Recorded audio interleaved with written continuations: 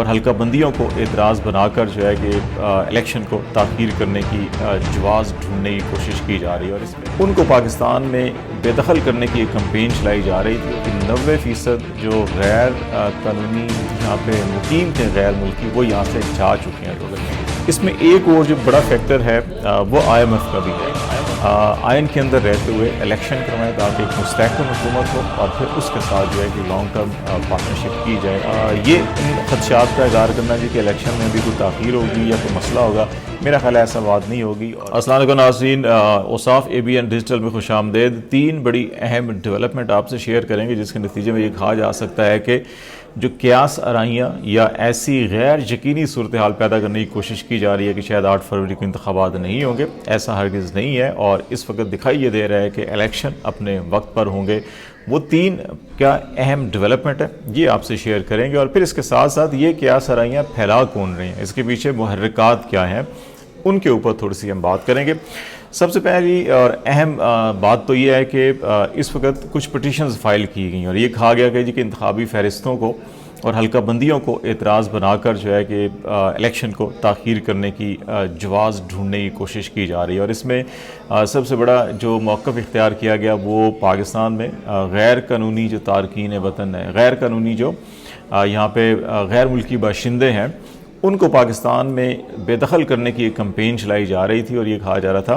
कि जो ये प्ली ली गई इसमें यह कहा गया कि पाकिस्तान में एक बहुत बड़ी तादाद अफ़गानियों की है जिन्होंने पाकिस्तान के ID कार्ड्स रखे हुए हैं और वो इंतखाबी फहरिस्तों के अंदर उनके नाम शामिल हैं, तो उनको निकाला जाए और उस वक़्त तक जो इंतखाबी शेड्यूल है उसको ऐलान ना किया जाए जब तक कि ये काम नहीं हो जाता। एक ही मामला फिर हल्का बंदियों के ऊपर एतराज़ात, इसमें PMLN और MQM जो है वो दोनों मैदान में उतरे हैं और ये अदालतों के अंदर उनको चैलेंजेस कर रहे हैं। तो इस तनाजुर के अंदर जो वज़ीर दाखिला की प्रेस कॉन्फ्रेंस थी उसमें बड़ी अहम एक अनाउंसमेंट हुई और ये कहा गया कि 90% जो गैर कानूनी यहाँ पे मुकीम थे गैर मुल्की वो यहाँ से जा चुके हैं। तो अगर 90% जा चुके हैं तो फिर इंतखाबी फहरिस्तों को असर नौ तरतीब देना या इनकी स्क्रूटनी करना जो है कि ये ज़ात खुद एक बेमानी होकर रह जाएगा। फिर मामला फंड्स और सिक्योरिटी के हिसाब से कहा जा रहा था। फाइनेंस मिनिस्ट्री ने अभी जो सेकंड ट्रांच थी किस्त वो 17 अरब 40 करोड़ की वो भी जारी कर दी। वज़ीर दाखिला ये कह रहे हैं कि जी जितनी भी सिक्योरिटी दरकार होगी वो फराम की जाएगी, अलबत्ता जो फ़ौज जो दरकार होगी इलेक्शन कमीशन को वो वजारत दिफा का जवाब आने का इंतज़ार है। तो इसलिए ये खदशात तो एक तरफ फुलफ़िल होते हुए नज़र आ रहे हैं, कोई ऐसा मसला नहीं है। दूसरा मामला जो है वो इस वक्त क्यों हम कह रहे हैं कि इलेक्शन होंगे, उसमें गवर्नमेंट के भी तमाम बयान आपके सामने हैं और उसमें ये मुकम्मल यकीन दहानी कराई जा रही है इलेक्शन कमीशन की तरफ से, अदलिया की जानिब से, हुकूमत की तरफ से भी कि इलेक्शन अपने टाइम पर होंगे और इसके तमाम इंतज़ामात किए जाएंगे।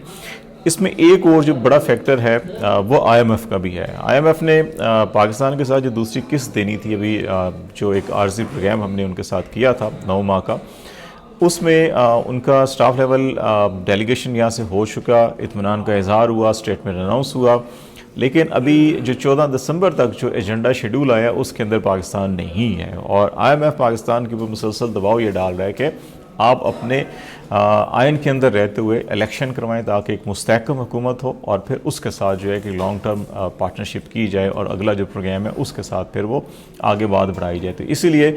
अभी जो 14 दिसंबर तक उनके एजेंडा आइटम थे उसमें पाकिस्तान को उन्होंने शामिल नहीं किया और आज ये खबर आई है कि पाकिस्तान को 11 जनवरी को शामिल किया गया। तो इसका ये मतलब है कि 15 दिसंबर को शेड्यूल अनाउंस होना है, इंतखाबी शेड्यूल, और फिर उसके बाद ये 11 जनवरी तक आलमोस्ट आपका तमाम प्रोसेस कंप्लीट हो चुका होगा और उसके बाद इलेक्शन कैंपेन अपने अरूज पर होगी। तो उस वक्त फिर IMF जो है वो पाकिस्तान के मामलात को देखेगा और अगर पाकिस्तान की जानिब से इलेक्शन में ताख़ीर की गई तो फिर ये मामलात हमारे रुक जाएंगे। तो इसलिए पाकिस्तान के अंदर ये दिखाई नहीं दे रहा कि इलेक्शन में कोई ताख़ीर होगी या नहीं होगी। जो ये सारा नैरेटिव क्यों बनाया जा रहा है, बेसिकली अगर इस वक्त आप देखें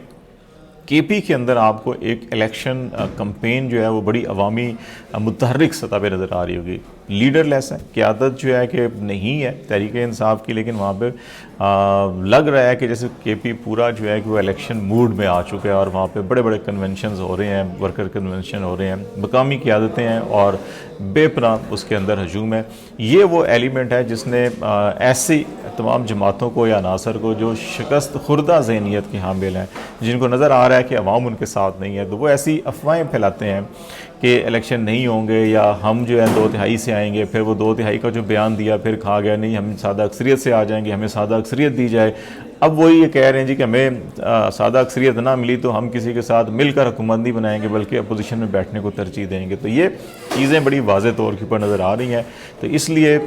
ये इन खदशात का इज़हार करना जी कि इलेक्शन में भी कोई ताख़ीर होगी या कोई मसला होगा, मेरा ख्याल है ऐसा बात नहीं होगी। और इंतखाबी शेड्यूल जो है तो नेक्स्ट वीक के एंड के ऊपर इलेक्शन कमीशन जो है कि वो अनाउंस कर सकता है और उसके बाद इंतखाबी प्रोसेस आगे आएगा और उसके अंदर आपको नज़र आएगा कि